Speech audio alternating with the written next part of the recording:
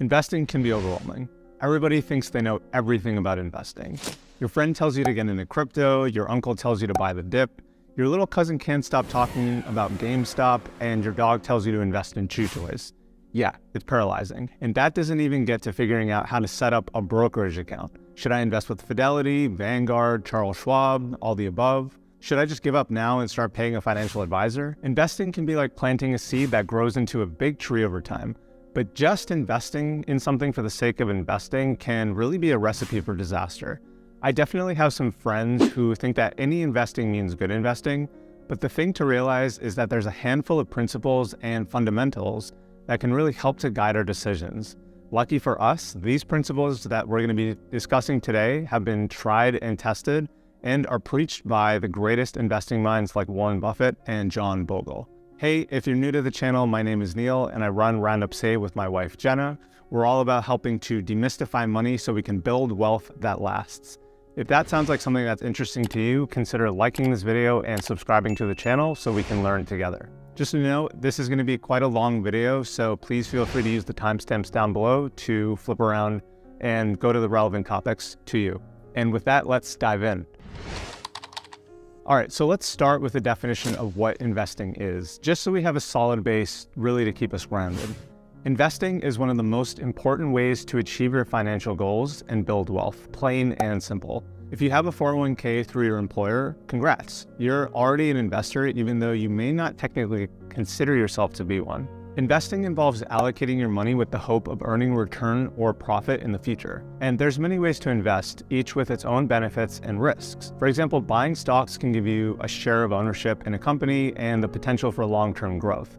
Investing in bonds, on the other hand, which are essentially like giving out loans made to companies or governments where you're really the person giving the money to these institutions, that can provide a steady stream of income and stability. Mutual funds, which are a collection of many different stocks and bonds or other assets, offer a really diversified portfolio of investments managed by professionals, and investing in real estate can really be a lucrative long-term investment. Overall, though, it's going to be really important to understand the different investment opportunities that are available to you and to create a well-diversified portfolio that aligns with your financial goals and risk tolerance. So what exactly does risk tolerance mean? Well, investing always involves some degree of risk, and the value of your investments can fluctuate on the back of different variables like market conditions or macroeconomic factors. So it's definitely important to be prepared for the possibility of losing money as well. But we'll get more into how risk plays into the equation and how you can determine to what extent risk matters to you. Once you understand the basics of investing, the next step is to set aside some investment goals. And your goals are really going to depend on your personal financial situation and what you hope to achieve through investing. So investing goals should align with your overall financial goals in general. And that could mean, for example, are you saving for a down payment on a home? Do you want to retire early? Do you want to pay off debt? Understanding your short-term and long-term financial goals will really help to determine how much you need to save and how much risk you can tolerate. Are you willing to take on more risk for the potential of higher returns? Or do you have a preference for a more conservative approach? Do you, on the other hand, have savings that you can set aside and buffer losses if you want to take on higher risk? It's really going to depend on each person's situation. And this is really the stuff that makes personal finance, well, personal. So here's how risk generally breaks down by different investment types. Bonds are considered low risk, and mutual funds and individual stocks are generally going to be considered higher risk. Higher risk also generally means higher volatility. And here's a good visual that breaks down risk level based on the investment type. So once you have a clear understanding of your financial goals and risk tolerance, it's time to choose an investment strategy. There's going to be many different investment strategies to choose from, but here are some of the most common ones to know about. The buy and hold strategy involves buying stocks or other assets and holding them for a long period of time, with really the expectation that they will increase in value over the long run. This strategy is generally going to be considered less risky since it involves less frequent trading and takes a long-term approach to investing. Say, for example, that you decide to invest in index funds, which we're going to cover more in depth shortly, and you hold your money there, on average, you can expect to make about 10% per year, and that's compounded. So if the index tracks to the S&P 500, that's what you're going to make. And why is it 10% exactly? Well, the average return of the stock market is about 10% per year over the last century. And of course, using historical data to do future projections won't always be accurate. It's going to be directional at best and potentially completely wrong. But the good news is that there's about 100 years of data, and that includes significant events like the Depression, World War II, multiple recessions, and bubbles. Next up is going to be dollar cost averaging, which involves investing a fixed amount of money at regular intervals, and that's going to be regardless of the market conditions at the current time. So this strategy helps to reduce the impact of market volatility on your investments, and that's because you're buying more shares when prices are low and fewer shares when prices are high. Warren Buffett, who's been a longtime advocate of dollar cost averaging, has been quoted saying, if you like spending 6 to 8 hours per week working on investments, then do it. If you don't, then dollar cost average into index funds. So to use dollar cost averaging, select the stocks or funds you want to invest in and determine how much you can invest. And then invest on a regular schedule. So the frequency of investing is going to be less important than actually sticking to your preset schedule and just being consistent. This approach also provides an effective solution to one of the golden rules of investing, which is don't try to time the market. You've probably heard that before.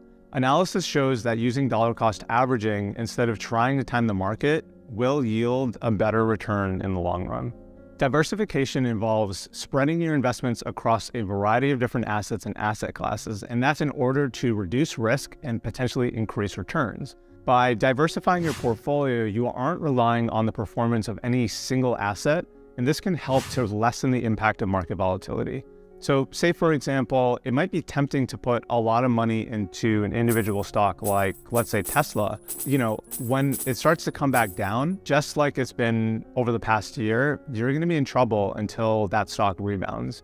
And unfortunately, this is where most people get it wrong and they get scared and they sell when the stock is low because they're afraid of losing money instead of just riding out the wave. So one of the most straightforward ways to maximize your portfolio's diversification is to invest in index funds. They're a type of mutual fund or exchange traded fund, or ETF for short, that aims to track the performance of a specific market index, such as the S&P 500, or the Dow Jones Industrial Average. So the way that it works is rather than trying to outperform the market, index funds seek to match the return of the index that they're tracking by holding the same stocks or securities as the index in the same proportion. So the credit of the invention of index funds, that goes to John Bogle, and he's the founder of the Vanguard Group. He launched the first index fund, the first index investment trust, as it was known, and now it's known today as the Vanguard 500 Index Fund. He launched that back in 1976. And Bogle was a big proponent of low-cost passive investing, and he believed that most actively managed mutual funds underperform their benchmark indices over the long run because of the high fees and transaction costs that were associated with them. So by creating a fund that simply tracked an index, he aimed to offer investors a low-cost alternative to actively managed funds while still providing exposure to the broad stock market. And today, index funds have become increasingly popular among investors due to their low fees and simplicity of use, really. Something that sheds light on just how powerful index funds are started in 2008 when Warren Buffett challenged the entire hedge fund industry that an S&P 500 index fund would outperform various hedge fund portfolios over a 10-year period. And in his view, the hedge fund industry charged these crazy fees that their funds and their performances couldn't justify, and he wanted to prove that. So it was basically a contest between two fundamental investing principles, which are active investing and passive investing. And the crazy thing is, in the long run, Buffett actually won the bet, and the index fund ended up beating the hedge fund average by, wait for it, about 63%. You can see that here as shown in the two bars all the way on the right, the hedge fund average in the red and the index fund in the blue. Despite the findings of this challenge, though, the debate between active versus passive investing still lives on today. All right, so now that you have a better understanding of the basics of investing, your financial goals, as well as your investing strategies, it's time to get started. And the first step here is going to be opening a brokerage account. So a brokerage account is a type of investment account that allows you to buy and sell stocks, bonds, mutual funds, and other securities. And there's going to be many options for you for online brokers today that offer low fees, and they have user-friendly platforms. And so some of the most popular ones in the US are Fidelity, Vanguard, and Charles Schwab, which I'm currently using. So don't feel like you need to choose only one. In fact, it's beneficial to have multiple brokers to diversify where you put your money in the likely event that one of these brokers faces financial issues or bankruptcy, but it can happen. So it's going to be important to start small and not invest more than you can afford to lose. Obviously, you want to make sure you can cover your monthly expenses based on your income levels first and foremost. And many people will also create an emergency fund at the same time to keep about 3 to 6 months of living expenses just set aside. And that way, if you are investing, you don't actually need to pull your money out of the market in order to cover any emergency expenses. So say if you're investing in index funds, selling your investments too soon also could have tax implications. And more importantly, you might be cutting your potential gains short. So you can always increase your investments as you become more comfortable with the process anyway. Capital gains refers to the profits made from selling an asset such as stocks, real estate, or even art, and for more really than what you paid for it. The difference between short-term and long-term capital gains lies in how long you held the asset before selling it. Short-term capital gains are profits made from selling an asset that you held for 1 year or less. And these gains are taxed at an ordinary income tax rate, which can be all the way as high as 37%, depending on your tax bracket. Tax rates on short-term capital gains are typically higher than those on long-term capital gains. Long-term capital gains are profits made from selling an asset that you held for more than 1 year. And the tax rate on long-term capital gains is generally lower than that of short-term capital gains. And the rate that you're going to pay is going to depend on your income level. Okay, so this is where the rubber meets the road. When choosing your investments, this is where all the thinking you've done up to this point on your risk tolerance, goals, and strategy comes into play. And as a first step, just browse what's out there without the pressure of having to choose.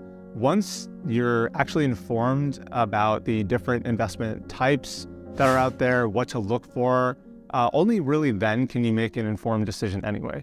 And this is where the art and science of investing comes together and people start to insert their opinions. But generally speaking, here are some of the things that every investor should consider when analyzing where to invest.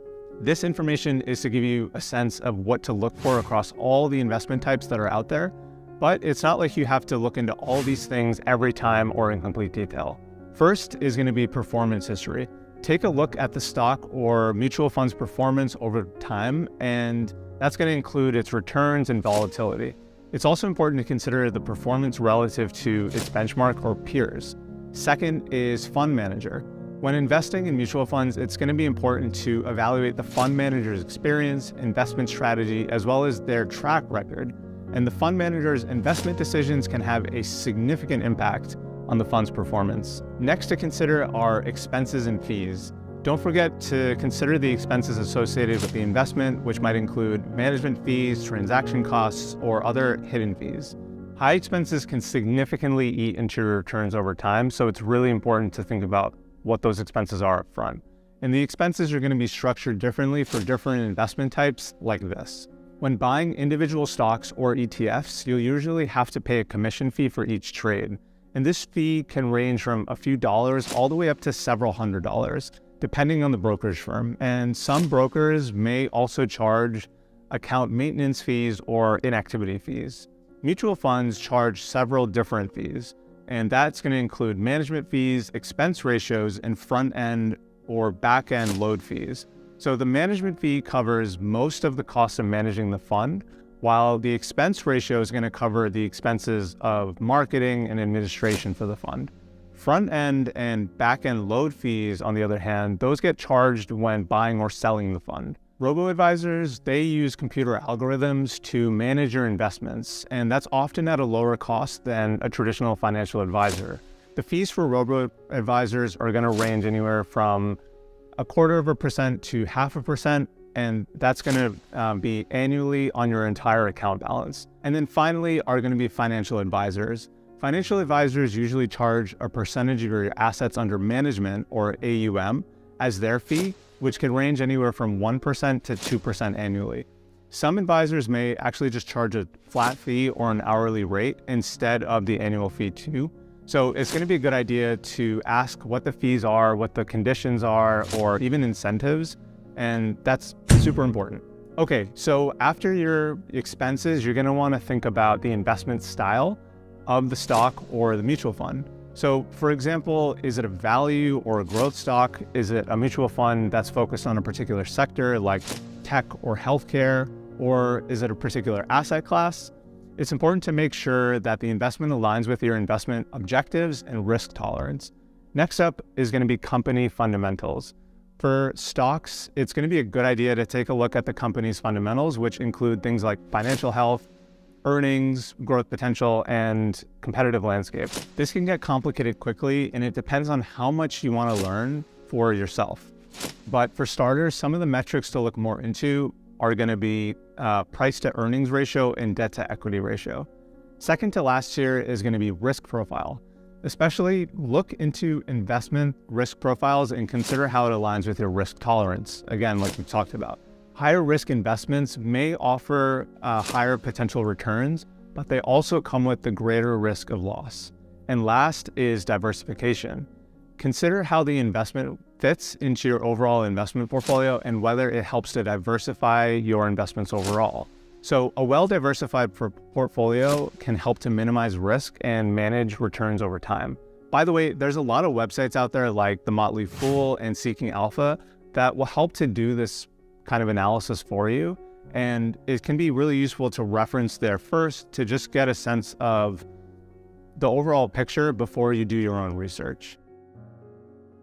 The brokers that I mentioned before, like Fidelity and Charles Schwab, they all have some kind of customizable interface where you can view graphs and have certain stocks saved and also look at funds, whenever you want. So here's what the one on Charles Schwab looks like, the one that I use.